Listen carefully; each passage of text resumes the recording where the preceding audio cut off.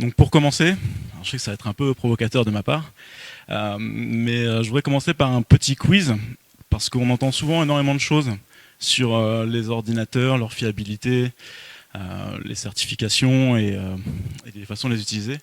Donc déjà, parmi vous, est-ce que vous pensez ou non que les ordinateurs et les algorithmes qui sont à l'intérieur sont certifiés par quelconque organisme? J'ai entendu pas mal de commentaires récemment qui me disaient que les agences de certification en gros se prononçaient sur les modèles.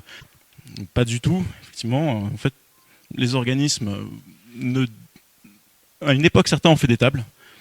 Depuis, ils ne préconisent plus grand-chose. Et les tables, c'était basé sur des approches statistiques. Mais en tout cas, sur la plongée profonde, il n'y a rien de normé.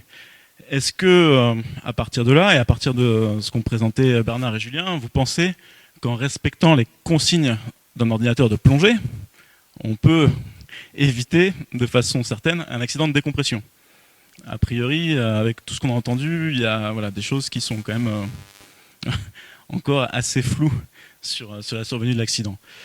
Euh, si on pousse un peu plus loin, est-ce que vous pensez qu'en plongeant dans la courbe de sécurité, on est à l'abri d'un accident de décompression? Alors on limite le risque, c'est ce que disait Bernard, mais il y a quand même des accidents qui vont se produire dans la courbe de sécurité et parfois un nombre non négligeable. Ensuite, on a beaucoup parlé de compartiments, de réglages, de gaz, etc. Donc, est-ce que vous pensez que ces compartiments ont une quelconque réalité physiologique? Alors, Julien pourra mieux en parler que moi, mais les modèles, déjà, vont considérer une saturation en gaz ou des bulles. Et les modèles à compartiments, donc les modèles haldaniens, vont considérer des compartiments qui sont quelque part en parallèle, alors que la saturation, le gaz arrive par les poumons, passe dans le sang, va passer par la circulation et derrière va arriver jusqu'au tissu. Donc ce n'est évidemment pas des tissus qui vont être en parallèle et les modélisations finalement sont assez éloignées. Alors même si on essaie d'avoir des vitesses pour essayer d'expliquer tout ça, finalement un modèle, certains diront que c'est fait pour organiser l'ignorance. Et on va voir que finalement il faut rester assez tempéré par rapport à tout ce qu'on connaît parce que finalement il y a quand même de grosses limites. Et on a beaucoup parlé de bulles jusqu'ici. Donc est-ce que à votre avis, les bulles circulantes sont la seule explication que l'on ait actuellement sur les mécanismes et sur la survenue des accidents de décompression? Est-ce que vous pensez que les ADD sont uniquement liés aux bulles? Bernard a parlé un peu de tout ça, qu'il y avait environ, et Julien aussi, qu'il y avait tout était finalement l'histoire de statistiques. Et ensuite, on est là pour parler aussi de plongée profonde. Alors, souvent en plongée, on considère la profondeur comme le paramètre déterminant et on néglige le temps fond. Donc on reviendra aussi un peu sur le lien entre le risque finalement et le temps fond, parce que Bernard l'a mentionné un peu tout à l'heure, mais on a des statistiques et Julien a eu pas mal de bases de données, donc il y a eu l'occasion aussi d'essayer de faire le lien un peu avec tout ça. Mais évidemment, la profondeur n'est pas le seul paramètre à prendre en compte. Et ensuite, on a parlé de gaz. On utilise majoritairement en plongée technique des ordinateurs qui sont des ordinateurs fonctionnant avec un algorithme Bullman. Cet algorithme de Bullman va en fait moduler vos décompressions en fonction du gaz que vous respirez selon des coefficients de Bullman. Alors, est-ce que vous pensez que ces coefficients de Bullman, finalement, traduisent une quelconque réalité quant aux propriétés physico-chimiques des gaz que vous respirez? Ou pas du tout? A priori, pas du tout. Si on en est contraint à utiliser des ground factors, c'est bien que les coefficients de Bullman sont archi faux. Enfin, en tout cas, ne marchent pas du tout. Et ensuite, on en a parlé. Xavier a posé la question tout à l'heure. Est-ce que on peut utiliser indifféremment n'importe quel trimix? Alors, ça dépend sur quoi on se base. Et si on se base sur Comex, on va voir que non. Alors, elle n'est pas là aujourd'hui. Mais je vais vous présenter donc, en fait au niveau de la société. Non, c'est pas les dans ligne que je veux. Au niveau de la société, donc moi comme comme Philippe vous l'a expliqué, je suis physiologiste et biologiste moléculaire, et donc je travaille vraiment sur les mécanismes de l'accident de décompression. Mais quelque part, maintenant, on en arrive à un point où pour avancer, il faut essayer d'agréger des compétences. Donc on travaille également avec une mathématicienne qui n'est pas là aujourd'hui, mais qui a fait un petit rappel sur les différents types de modélisation que je vais vous présenter succinctement, et qui a fait une petite vidéo de présentation.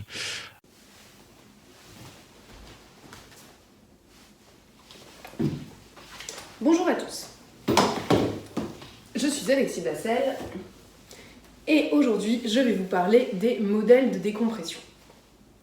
Voilà bien longtemps que l'homme se rend sous l'eau, car Alexandre le Grand, qui n'était pas que grand, réalisait déjà une incursion sous la surface dans une cloche de plongée au IVe siècle avant Jésus-Christ. Et voilà près d'un siècle que tout type de gens, biophysiciens, militaires, plongeurs en tout genre, mathématiciens, chèvres, physiologistes, essaient de comprendre ce qui se passe dans le corps humain ou animal lors de la remontée en surface durant la fameuse décompression. En effet, on s'est assez vite rendu compte du fait que, contrairement à nos sympathiques et athlétiques cousins apnéistes, nous ne pouvions partir depuis le fond et crever joyeusement à la surface sans quelques problèmes. Tous ces gens ont donc tâché de trouver des règles de sécurité pour cette remontée et ont donc pris de grandes hypothèses afin de rendre compte des phénomènes observés ou supposés. Ceci a donné lieu à des modèles de décompression dont je vous propose un très rapide et humble tour d'horizon simplifié. Ah voilà, donc désolé, Alexis n'a pas pu venir aujourd'hui, elle est retenue pour une raison professionnelle. Du coup, je suis venu avec Jean-Charles. Jean-Charles, ouais, vous perdez peut-être un peu le change. Jean-Charles qui lui est notre développeur. Et en fait, tout ça pour vous dire que finalement maintenant, on est un peu contraint pour essayer d'avancer, de travailler, de mettre en tout cas en commun différentes compétences et de travailler avec des personnes issues de différents champs disciplinaires pour essayer d'avoir des choses à peu près fonctionnelles. On a parlé de deux grands types de modèles, des modèles donc avec compartiments qui sont des modèles haldaniens qui finalement considèrent une approche où on a avec une saturation en gaz dissous, donc une approche macroscopique, une approche dans laquelle le corps est divisé en compartiments, on a dit, qui se remplissent en gaz inerte, donc en gaz neutre, à des vitesses différentes. Des compartiments, donc des tissus, soi-disant, qui sont des tissus rapides, et des tissus plus lents. Ce sont les modèles qui sont implémentés finalement dans la plupart des ordinateurs de plongée, en tout cas utilisés en plongée technique, qui sont par exemple les modèles de Bullmann. À côté de ça, on avait un deuxième grand type de modélisation, qui sont des modélisations basées sur des modèles à bulles avec une approche du coup qui est plutôt microscopique, qui va considérer une croissance de bulles durant la phase de remontée, donc liée à la décompression. Et finalement, ces modèles donc, que vous connaissez notamment, c'est le cas du modèle RGBM. Je pense que pour tous les plongeurs techniques, c'est des modèles qu'on a vus pendant un temps, mais qu'on utilise beaucoup moins. À l'époque du VPM, c'était un peu issu de tout ça. Maintenant, ce sont des modèles qu'on utilise un peu moins. Et on va le voir, ce sont des modèles qui ont été, au départ, qui nous faisaient faire des paliers profonds. Et si on regarde bien à l'heure actuelle, ce sont des modèles qui ont été modifiés par empirisme. Tout simplement parce que ce sont des modèles, en tout cas, sur certains types de plongées qui ne fonctionnaient pas du tout, notamment sur les plongées techniques, et du coup qui ont été modifiés à cause d'accidents. Alors, pour revenir sur les deux modèles, donc deux modèles au comportement contraire, sur une approche macroscopique, on va d'autant mieux désaturer. Donc, si on considère les compartiments, qu'on fait une analogie avec des petites bouteilles avec des goulots de taille différentes qui vont se remplir plus ou moins vite et se vider plus ou moins vite. Donc, ces modèles vont se vider d'autant plus facilement que la force motrice qui va permettre au gaz de sortir est grande. Donc, ce sont des modèles qui tendent à nous faire remonter, en tout cas à l'azote, quand on a les réglages de base sur le modèle, qui tendent à nous faire remonter tout de suite proche de la surface pour décompresser. À côté, sur la croche microscopique, et vous avez tous fait l'expérience, si on décomprime rapidement, en fait, on va faire des bulles, les bulles vont grossir très vite. C'est le cas notamment lorsqu'on ouvre une bouteille de soda, si vous l'ouvrez vite, vous allez avoir des bulles directement. Donc ce sont des modèles qui vont tendre à nous faire des paliers un peu plus profonds. Et ces deux approches, donc, elles vont nous faire d'un côté des paliers, en tout cas de base au départ, qui sont des paliers peu profonds pour les modèles haldaniens, et des modèles de l'autre côté qui vont être des modèles avec des paliers plus profonds, donc des deep stops qui sont basés à la base sur les pile stops.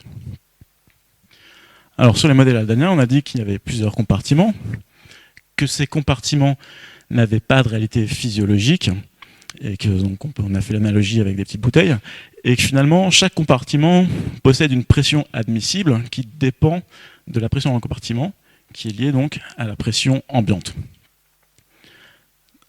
Pour faire simple, les différents compartiments vont avoir différents niveaux de saturation, une sursaturation critique, qui vont définir finalement une profondeur à laquelle on va devoir commencer à faire des arrêts pour éliminer le gaz qui a été dissous au cours de la plongée.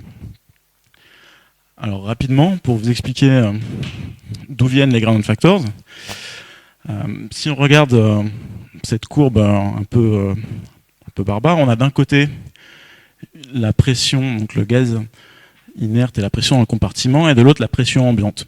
Ce qui veut dire que quand on est en dessous de cette courbe, qui est la courbe entre le lien, une courbe affine entre la pression admissible et la pression dans le compartiment, quand on est au niveau de cette courbe, la pression dans le compartiment est égale à la pression ambiante.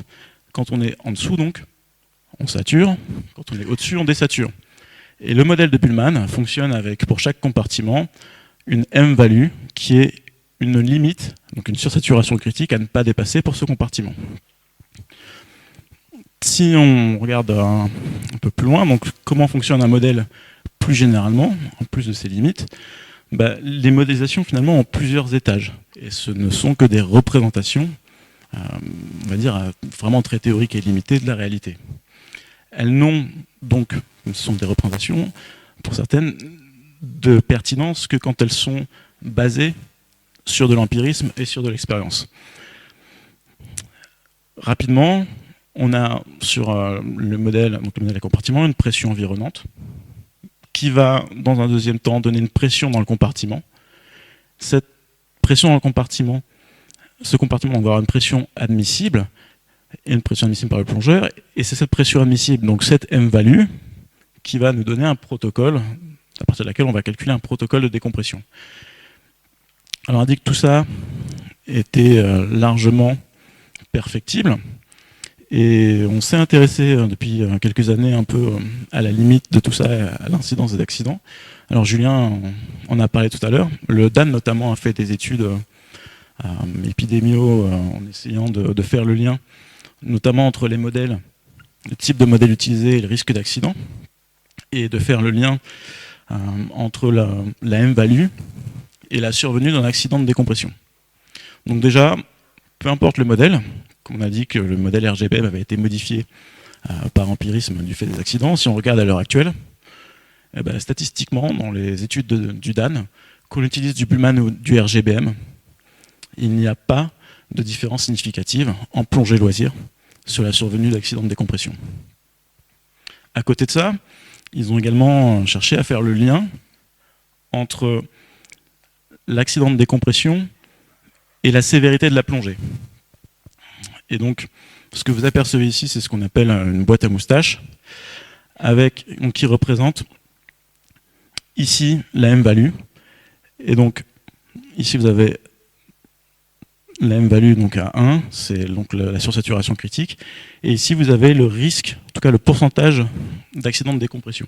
C'est basé sur une étude qui a été faite à partir d'une grosse base de données qui incluait environ 3000 plongeurs. Et au moment où ces chiffres ont été sortis, il y avait environ 11 000, un peu moins de 11 000 plongées effectuées, pour lesquelles on a dénombré 165 accidents de décompression. D'accord ? Et sur ces 165 accidents de décompression, si vous regardez bien, la majorité des accidents de décompression se sont produits autour de 80% de la M-value. Donc, ce sont des plongées pour lesquelles on est en dessous, on est toujours dans la courbe de sécurité. Donc ce sont des plongées pour les modèles qui sont considérés comme des plongées sans palier. Alors cette étude, il y a un biais, on va le dire tout de suite, ces plongeurs étaient conscients du fait que derrière leur profil allait être récupéré. Donc le biais, c'est que, contrairement à leurs habitudes, ils ont presque été plus raisonnables. Et malgré tout ça, en fait, on a quand même eu 165 accidents qui sont produits. Et c'est sur ces 165 accidents, la majorité se sont produits sans que l'ordinateur ne demande aux plongeurs de faire de palier. Alors on a beaucoup parlé jusqu'ici du lien entre les bulles et l'accident de décompression. Alors il faut savoir que toutes ces données, donc l'étude épidémiologique du DAM et les données qui vont suivre, sont issues d'un projet européen qui s'appelait le projet FIPOD, qui a été donc dirigé à Brest, mais qui a inclus un certain nombre de labos un peu partout en Europe. Et parmi ces labos, un laboratoire en Croatie. Et donc l'image que je vous présente là est maintenant devenue assez célèbre pour les personnes qui est très connue des personnes qui travaillent sur le sujet. C'est une image d'une échographie cardiaque, donc une écho-Doppler, un cas de cavité sur un plongeur au moment du pic de bulles. Et alors, il faut bien savoir que les bulles à l'échographie apparaissent en blanc. Et normalement, un cœur à l'échographie, on distingue les cavités et ça apparaît en noir. Et là, si vous regardez bien, pour ce plongeur, au niveau du cœur droit, on n'est même plus capable de distinguer les bulles les unes des autres. Il y en a tellement qu'on ne voit quasiment que du blanc. Et même au niveau du cœur gauche, on a toujours un nombre de bulles assez important. Donc là, si on devait classer ça sur un grade de bulles, c'est un grade 4 dépassé depuis très longtemps. Alors on pourrait penser que ce plongeur, du coup, était pas forcément en forme, mais voire présenter des symptômes. En fait, pas du tout. Ce plongeur en question, et d'autres d'ailleurs sur d'autres mesures, ne présentait strictement aucun symptôme. Et ça, on a mesuré donc différentes choses au niveau ventilatoire, on a essayé de regarder un peu la fatigue et le reste, et il était vraiment totalement asymptomatique. À côté de ça, on a fait d'autres mesures, et Julien en a parlé tout à l'heure, sur des plongeurs qui, eux, supportent beaucoup moins les bulles. Il y a des échographies qui ont été faites sur des plongeurs toujours au moment du pic de bulles, où on apercevait finalement très peu de bulles, c'était même pas des grades 4, d'accord, et pourtant les personnes au moment de l'échographie étaient tétraplégiques. Donc, en faisant un peu le tri de ces données, cette équipe croate, on est arrivé à estimer que les bulles, au final, n'expliquent que 13% du risque d'accident.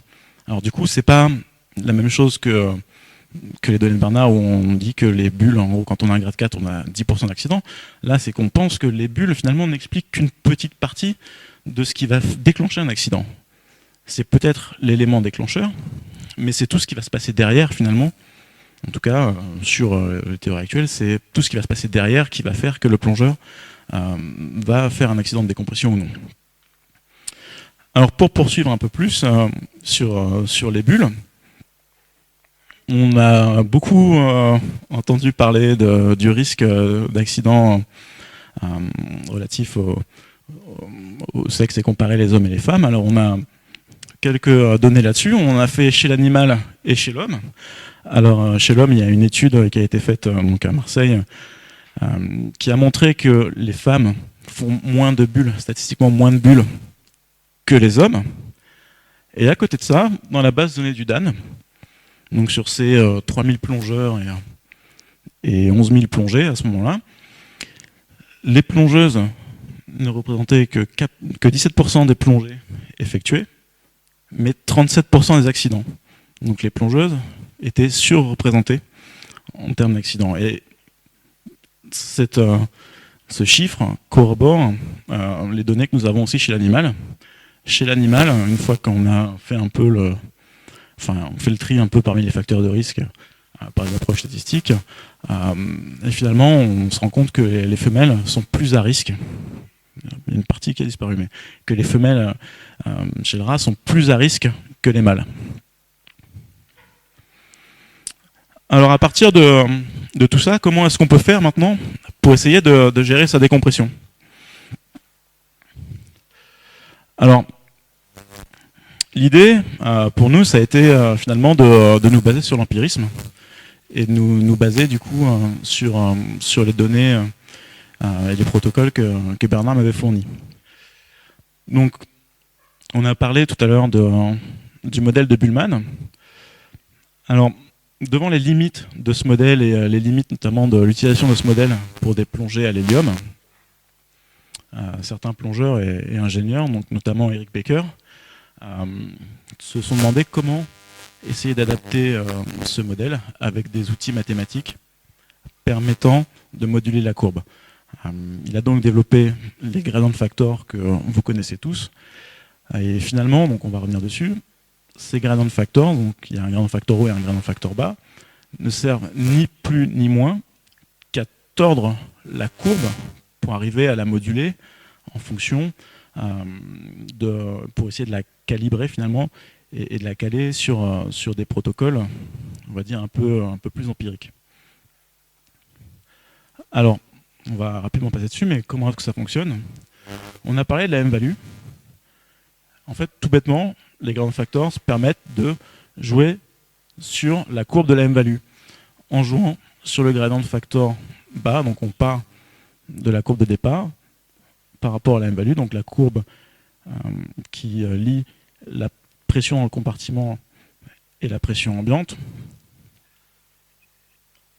Et on déplace en fait la M-value par rapport à tout ça, en rapprochant la M-value éventuellement de la pression ambiante. Et en fait, en jouant sur ces paramètres, on arrive à faire des paliers du coup plus ou moins profonds avec le gradient factor bas et à faire des paliers plus ou moins longs. Alors, l'idée du coup à partir de tout ça, ça a été comment et sur quoi est-ce qu'on peut se baser pour essayer de gérer des plongées profondes. Parce que finalement, si on utilise des gradient factors, on peut faire des paliers très profonds et très longs, mais la question c'est est-ce que c'est utile, est-ce que c'est vraiment utile de faire des paliers si profonds et si longs? Alors finalement, l'approche a été différente. C'est en discutant avec Bernard, en fait, quand j'ai passé mon brevet d'état au départ, j'étais persuadé que les histoires de décompression étaient à peu près maîtrisées. Et en discutant avec Bernard, je me suis vite pris une tape sur les doigts et je me suis rendu compte qu'en fait non, il y avait encore beaucoup de choses qu'on ne comprenait pas. Et l'idée, ça a été de nous baser sur des choses, sur des données à peu près solides. Alors comme vous l'avez vu au cours de l'exposé de Bernard, les moyens qui ont été mis par COMEX à l'époque étaient colossaux par rapport aux moyens que nous avons aujourd'hui pour travailler sur ces sujets. Et finalement, quand on a déjà fait des choses pour avoir des résultats et que le travail a été bien fait, finalement, on n'a pas d'intérêt en recherche à essayer de réinventer tout ça systématiquement. Donc on essaye de faire d'autres choses et d'aller plus loin. Donc l'idée pour nous, ça a été de calibrer un peu les courbes de décompression et d'essayer, dans la mesure du possible, parce qu'avec les gradient factors, on ne peut pas non plus coller parfaitement à la courbe, mais d'essayer de calibrer la décompression par rapport à la courbe COMEX. Alors si on essaye de caler à peu près sur tout ça, on avait défini des gradient factors en fonction du type de plongée. Et surtout, on avait défini les types de plongée en fonction de l'engagement et du gaz qu'on va respirer. Alors il faut savoir que COMEX travaillait principalement sur des gaz binaires. Donc sur des gaz, on va dire, avec azote-oxygène ou sur des gaz hélium-oxygène. Donc la question pour nous, en plongée technique, c'est que peut-on faire à partir de ces gaz? Parce qu'on utilise des trimix. Donc dans quelle proportion on peut se baser sur ces mélanges binaires pour essayer de calibrer des décompressions sur des trimix? Alors la réponse de Bernard à tout ça, ça a été essayer de limiter la proportion du troisième gaz. Donc on a défini deux trimix, soit un trimix azote avec une minorité d'hélium, soit un trimix hélium avec une minorité d'azote. Et à partir de là, donc on a essayé de coller au profil de Bernard et on a défini. Donc Bernard avait une petite formule pour calculer l'engagement. Et à partir de cette formule, on a séparé donc les plongées loisirs des plongées sportives, des plongées tech et des plongées, on va dire, expédition. Alors, l'engagement, c'est pas quelque chose qui est utilisable directement sur un ordinateur de plongée. En tout cas, c'est pas quelque chose qui est facile à calculer. Par contre, cet engagement, qu'est-ce qu'il traduit? Il traduit une charge en gaz. Et une charge en gaz, comment est-ce qu'elle s'affiche sur votre ordinateur, tout bêtement par une DTR. Donc, si on regarde bien et qu'on fait à peu près les correspondances, la plongée loisir, on va considérer que c'est jusqu'à une dizaine de minutes de DTR. Plongée sportive jusqu'à 60 minutes. La plongée technique jusqu'à 180 minutes. Et après, quand on est à la limite des plongées à saturation, on passe donc sur les plongées expédition jusqu'à 360 minutes de DTR. D'accord ? Et sachant que plus l'engagement est important, plus le risque d'accident va être important aussi. Et l'idée, ça a été quel gaz utiliser en fonction de quelle plongée. Comme Julien et Bernard l'ont dit, l'azote est plus dangereux, on va dire, quand le profil de plongée, en tout cas, est maîtrisé.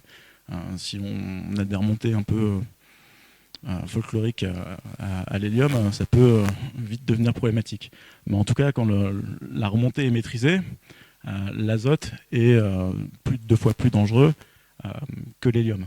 Donc à partir du moment où l'engagement devient important, la réponse, ça a été, dans ce cas, ne plongez pas avec de l'azote. Prenez des mélanges basés sur de l'hélium. Si on regarde bien, il y a eu beaucoup d'accidents qui se sont produits ces derniers temps sur des plongées à l'azote en recycleur autour de l'heure de DTR.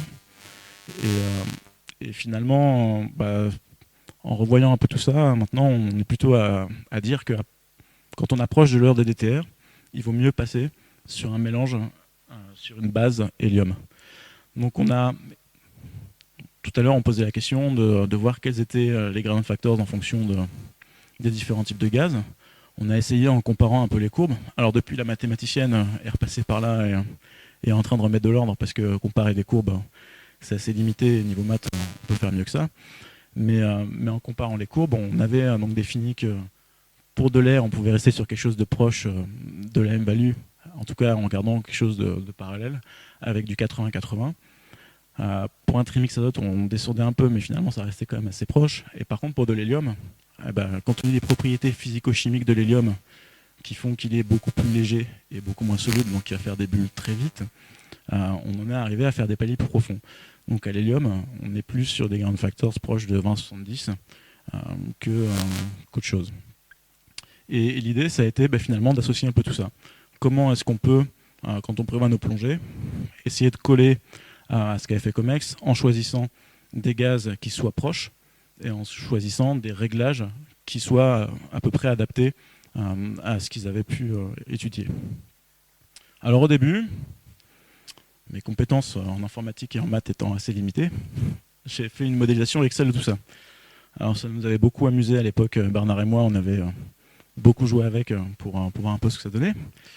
Et on avait donc défini quelques limites. C'était une modélisation qui gérait aussi la saturation. Mais au final, sur Excel, on ne va pas très très loin. Donc on a essayé au niveau de la société de développer d'autres outils.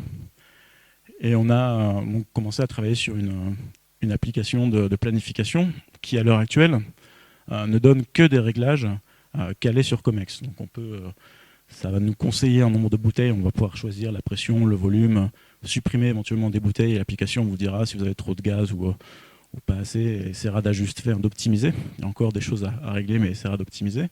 Mais pour l'instant, on est resté sur un conseil qui est basé sur Comex sans mettre la possibilité de modifier les mélanges. Alors je sais que j'ai eu beaucoup de remarques par rapport à tout ça. Pour l'instant, c'est un choix de ne pas modifier tout ça. Ça peut évoluer, mais dans l'idée, même si on donne accès à tout ça, le conseil restera le même, c'est si je vous laisse modifier les réglages, en gros, vous aurez un gros message d'avertissement pour vous dire que ça ne correspond pas aux données actuelles. Et je ne vous dis pas que le reste ne marche pas, je vous dis finalement que j'en sais rien en fait, et qu'à partir des données que nous avons, on n'a aucun moyen de répondre sur des trimix avec des proportions équivalentes d'azote ou d'hélium, ou sur des réglages différents. Peut-être que pour vous, avec l'appareil de Julien, que Julien vous a présenté, vous arriverez à définir des niveaux de bulles. Mais en tout cas, sur ce qui a été développé sur les données dont nous disposons actuellement, on n'a aucun moyen d'être plus précis. Alors à côté de ça, on a continué à essayer de travailler en laboratoire sur les mécanismes de l'accident de décompression. Si on part du principe que les bulles n'expliquent que 13% du risque d'accident, du coup,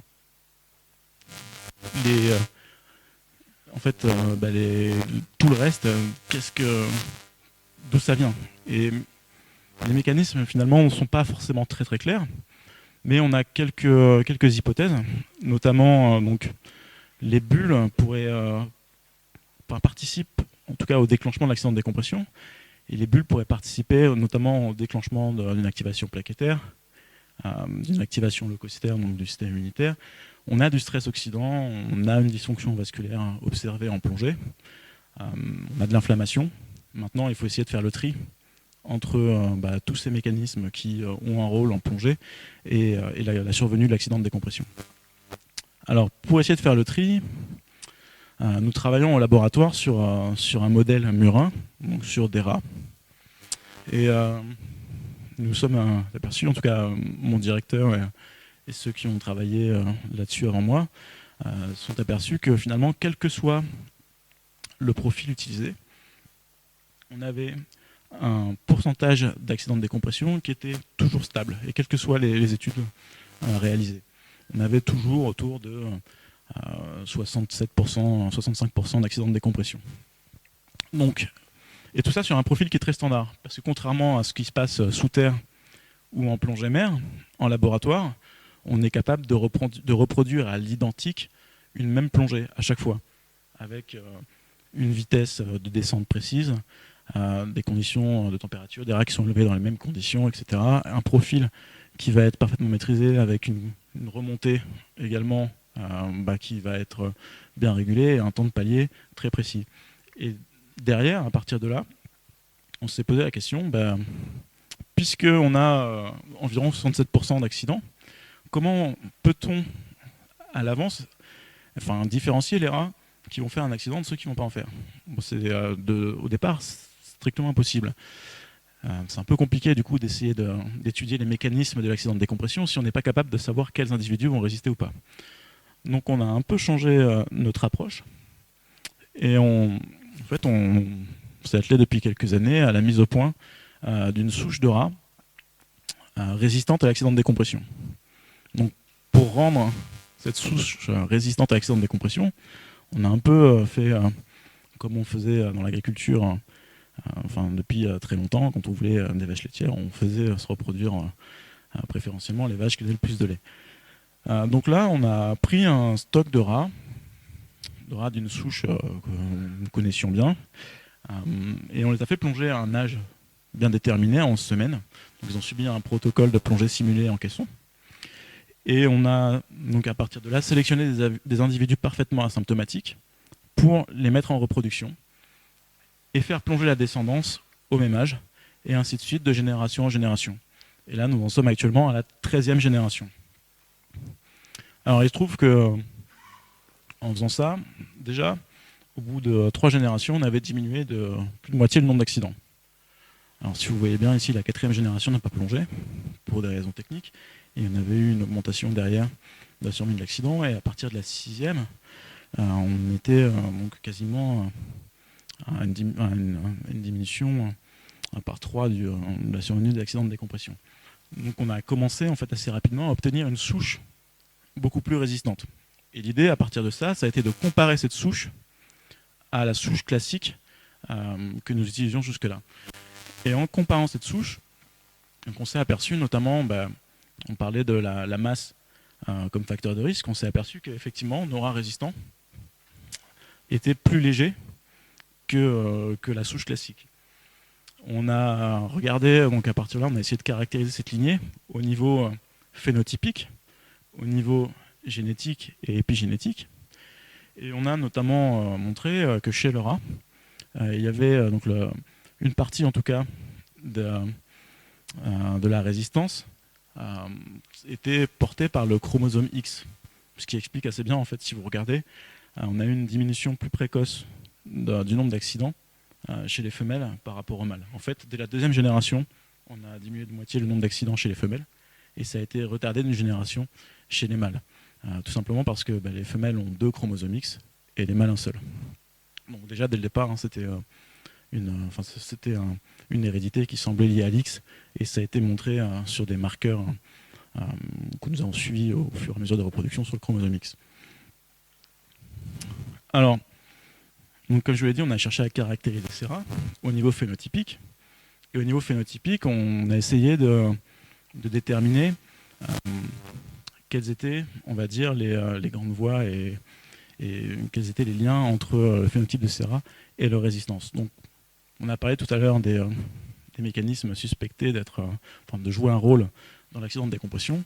Et forcément, nous avons cherché à étudier donc, le système immunitaire de Serra, leur coagulation, donc l'hémostase, leur fonction mitochondriale, parce que c'est la mitochondrie qui va réguler tout ce qui est stress oxydant dans l'organisme, et leur fonction vasculaire, par des techniques de myographie donc sur vaisseaux isolés, et en nous intéressant à leur pression artérielle, donc au niveau des gros vaisseaux, et à leur microcirculation. Et en fait, à peu près sur tous ces sujets, on a montré des différences entre les reins résistants et les reins non résistants. Donc finalement, on a pu appuyer les hypothèses que toutes ces voies sont impliquées dans l'accident de décompression. À côté de ça, on s'est également intéressé à la partie génétique. Alors je vais faire un rappel assez rapide et pour ceux qui ne connaissent pas, je vais vous expliquer en gros ce qu'on entend par génétique. Alors au niveau d'un organisme, l'information génétique est portée par des gènes qui se trouvent sur des molécules d'ADN. Et nous avons environ 20 000 gènes chez l'homme, ce qui représente 1,5% du génome seulement. Alors pendant un temps, on disait qu'un gène codait pour une protéine. Une protéine donc, qui est la partie fonctionnelle. Sauf qu'au final, on s'est rendu compte qu'à partir de 20 000 gènes, on était capable de produire environ 200 000, ce qu'on appelle ARN messagers, qui sont les copies qui vont être utilisées par l'organisme pour synthétiser les protéines. Et à partir de ces 200 000 ARN messagers, on obtient au final 400 000 protéines. Donc il y a une variabilité en fait, à partir d'un stock de gènes qui est porté par finalement tout ce qu'il y a autour des gènes. Et notamment des petites séquences qu'on appelle des micro-ARN qui vont avoir un rôle dans cette variabilité. Donc la question maintenant, ça a été de comprendre quel est le lien entre la résistance et la génétique et l'expression finalement de ces gènes. Donc actuellement, nous travaillons sur une caractérisation génétique et épigénétique de ces reins résistants. Et nous travaillons notamment donc, sur une étude de ce qu'on appelle le transcriptome, c'est-à-dire l'ensemble des ARN messagers, ainsi que sur une étude épigénétique où nous étudions le myelome, donc l'ensemble des micro-ARN qui vont avoir un rôle sur la régulation, on va dire la transcription et parfois même de la traduction des gènes, ainsi que sur l'ensemble des protéines exprimées. Donc ça, ce sont pour certaines des mesures qui sont encore en cours, mais nous avons notamment déjà fini les mesures, elles sont en cours d'analyse sur la partie des ARN messagers. Nous sommes en train de faire la partie étude de micro-ARN et j'ai fini hier la première partie de l'étude de protéomique. Mais toujours est-il que jusque-là, il semblerait qu'il y ait des choses, en tout cas, qui se passent aussi au niveau des gènes et de l'expression des gènes. Des gènes, on l'avait déjà vu avec la différence liée au chromosome X, mais au niveau de l'expression des gènes également. Alors maintenant, que peut-on faire de ces données ? Finalement, la grande question, ça va être de faire le lien entre tous ces mécanismes et ce dont parlait Julien tout à l'heure, les facteurs individuels qui vont faire qu'on va être résistant ou non. Donc l'idée, c'est de créer une base de données. Une fois qu'on aura identifié ces facteurs chez l'animal, l'idée, ça va être à partir de ces facteurs identifiés chez l'animal, déjà, est-ce qu'on peut les transposer à l'homme ? Certains gènes sont communs, d'autres, on va avoir certaines différences.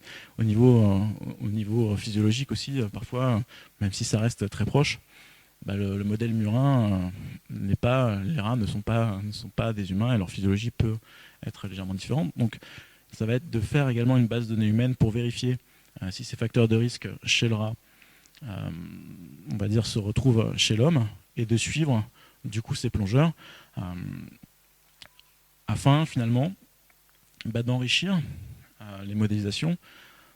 Et on travaille à une modélisation qu'on appelle une modélisation individu centrée, qui est basée finalement sur une approche de médecine personnalisée. C'est un peu la suite de ce que fait Azote System par rapport aux bulles, mais en rajoutant du coup les parties génétiques et phénotypiques. Et finalement, maintenant, pour essayer d'avancer un peu sur la prévention de l'accident de décompression, on est obligé de travailler avec différents corps de métier, on va dire. Moi, je suis dans un labo de physiologie, mais au départ, j'ai une formation de biologie moléculaire. On travaille avec des généticiens, on travaille avec d'autres plateformes qui font de la protéomique. Mais on est, pour avancer sur la partie modélisation, on est contraint, j'allais dire. Donc moi, en tout cas, je suis bien obligé de supporter Alexis pendant des heures à essayer de discuter avec elle sur des modèles mathématiques auxquels je ne comprends pas forcément grand-chose. Mais on est aussi obligé de travailler avec des informaticiens pour les outils de planification, pour essayer d'avoir des outils qui fonctionnent et de les améliorer. Donc, Jean-Charles, pareil, est bien obligé de me supporter aussi quand j'essaie de lui faire comprendre ce que je veux qu'il fasse, alors que lui ne plonge pas du tout. Donc, finalement, on en est arrivé à un point où il faut essayer d'agréger un peu tout ça. Et c'est pareil, au niveau des labos, on a différents labos qui travaillent en commun, et ça implique de travailler aussi quelque part avec les fabricants d'ordinateurs qui, eux, vont implémenter des modèles dans l'ordinateur directement. Et à l'heure actuelle, ça implique même d'avoir une approche un peu plus large. Donc ce qu'on a fait, c'est qu'on a essayé de travailler sur un système un peu intégré qui va prendre en compte notamment les algorithmes, avec des algorithmes donc en nous basant sur les données COMEX qui vont gérer les plongées à l'air en nitrox et aux différents trimix. Mais au niveau d'Alexis, sur une approche mathématique en retravaillant les modélisations de Bullmann et les ground factors. Finalement, Eric Baker, c'était un ingénieur électronicien, donc ce n'était pas forcément un mathématicien. Et il y a des choses au niveau mathématique qui peuvent être améliorées au niveau de ces modèles. Notamment, Alexis a développé une nouvelle forme de pression admissible, et également sur des outils de planification de plongée pour intégrer les données transmises par Bernard, on va dire, dans nos pratiques. Alors au niveau des nouvelles formes de pression admissibles, qu'est-ce que ça peut donner ? Tout bêtement, en fonction du risque, on peut essayer donc en nous basant sur les conservatismes actuels. Tout à l'heure, Bernard parlait de rallonger éventuellement des compressions. Pour les personnes à risque, on pourrait essayer de définir un peu tout ça. Donc ici, vous avez un profil de plongée, et ici, vous avez un plafond, donc le sailing affiché sur vos ordinateurs. Et ça, c'est une plongée donc, sur un plongeur qui a fait un accident, mais qui a suivi au départ strictement le modèle de Bullmann de base. Vous n'en avez pas lié un peu profond en sortant un peu vite ici, et qui maintenant utilise des ground factors qui sont beaucoup plus durs, qui correspondent à ce réglage-là. Et en fait, par cette approche de nouvelles formes de pression admissible, en gardant ces mêmes ground factors, par exemple, on peut parfaitement jouer sur le plafond et en fonction des facteurs de risque, déplacer encore le plafond et éventuellement durcir la décompression si besoin. À côté, on a parlé d'individualisation. Alors l'individualisation, par quoi est-ce que ça peut passer ? En fait, l'idée, c'est finalement, en fonction des facteurs de risque qui sont connus actuellement ou qu'on va pouvoir mettre à jour, ça va être d'intégrer tout ça dans les modèles afin de définir les conservatismes à partir donc, des facteurs de risque connus, mais également à partir des travaux qui sont en cours sur la transposition et sur les modèles individu centrés. Mais l'idée à terme, et c'est ce qu'avait essayé de développer Azote System au départ, comme le disait Julien, c'est d'intégrer des capteurs en cours de plongée et d'avoir des mesures, en tout cas au début, avant ou après plongée, donc les mesures de bulles d'Azote System, pour régler finalement ces outils de décompression. Donc les mesures de bulles et l'outil d'Azote System rentrent parfaitement dans ce cadre. Ce sont des choses qui vont vous permettre d'adapter finalement votre décompression en fonction de mesures indirectes de votre risque par le lien avec les bulles ou par d'autres choses. Par exemple, on a des mesures qui permettent de juger un peu l'état de fatigue avec ce qu'on appelle un flicker qui est capable de distinguer ce qu'on appelle le temps de fusion, c'est la capacité de l'œil à distinguer deux signaux lumineux rapprochés. Et plus on est fatigué ou parfois, on va dire, quand on est alcoolisé ou sous d'autres substances, on a des variations qui vont être facilement mesurables au niveau de ce temps de fusion. Alors on ne sait pas exactement ce qu'il y a derrière, mais toujours est-il qu'au niveau du stress de décompression, on sait que ça a un rôle, la narcose aussi, etc. Et d'arriver éventuellement même, pourquoi pas un jour, à mesurer l'échange gazeux. Et dans un troisième temps, puisqu'on parle de base de données, la dernière approche, c'est que maintenant, à partir de toutes ces données, donc des données morphologiques et physiologiques, des facteurs de risque connus, mais également des données de plongée et éventuellement du ressenti du plongeur, d'intégrer tout ça dans des grosses bases de données. Et maintenant, nous avons des outils, notamment les outils d'intelligence artificielle, avec du machine et du deep learning, qui permettent de traiter tout ça et de faire des statistiques propres aux plongeurs pour voir en gros si sa décompression est adaptée ou pas. Alors après, il faut se méfier un peu, il y a des variations aussi intra-individuelles, donc d'un jour sur l'autre, on ne va pas forcément buller de la même façon. Mais toujours est-il qu'on a mené récemment aussi une étude épidémio en cherchant à savoir, en fonction du ressenti du plongeur, déjà quelle était la proportion de plongeurs qui avaient déjà fait un accident, même léger, parce que parfois on n'en est pas conscient, mais une fatigue intense, c'est considéré comme un début d'accident. On ne va jamais aux questions, mais finalement c'est un début d'accident. Et à côté de ça, donc cette étude a été assez intéressante parce que nous nous sommes rendus compte que finalement il y avait un tiers des accidents pour lesquels les plongeurs, et des accidents avec des séquelles, pour lesquels les plongeurs n'étaient même pas allés consulter de médecin après coup. Le réflexe, c'est ça ne peut pas arriver à moi et ça va passer. Et au final, quand on va se faire traiter un peu plus tard, Mathieu Coulange pourra mieux vous en parler que moi, mais quand on se fait traiter après coup, on n'est pas forcément capable de traiter les symptômes, et parfois c'est trop tard. Et au final, donc un tiers de ces accidents n'ont jamais été déclarés et ont donné lieu à des séquelles. Et ça, finalement, ce sont des accidents qui sortent de nos stats, puisqu'ils n'arrivent jamais aux caissons. Donc maintenant, comment est-ce qu'on peut faire pour essayer d'intégrer tout ça aussi ? Et l'idée, c'est d'essayer d'avoir une approche un peu globale de la décompression et d'agréger un peu ces outils pour essayer de dépasser les modèles, qui finalement sont des modèles basés sur un paradigme qui est purement biophysique, alors que nous sommes des êtres vivants avec une physiologie qui n'est pas du tout expliquée par ces modèles et qui fait que parfois, sans qu'on sache pourquoi, dans la courbe de sécurité, on va faire un accident qui peut éventuellement être grave. Voilà, donc c'est tout pour le topo de ce que j'avais à vous présenter aujourd'hui, mais si vous avez quelques questions par rapport à tout ça, et souvent elles sont nombreuses, je vais essayer d'y répondre du mieux que possible. Alors on a essayé. On a essayé des antioxydants directement, notamment ce qu'on appelle donc N-acétylcystéine. Et en fait, au final, non, il n'y a pas eu de différence significative en termes de survenue de l'accident de décompression. Ça marche très bien sur les cellules.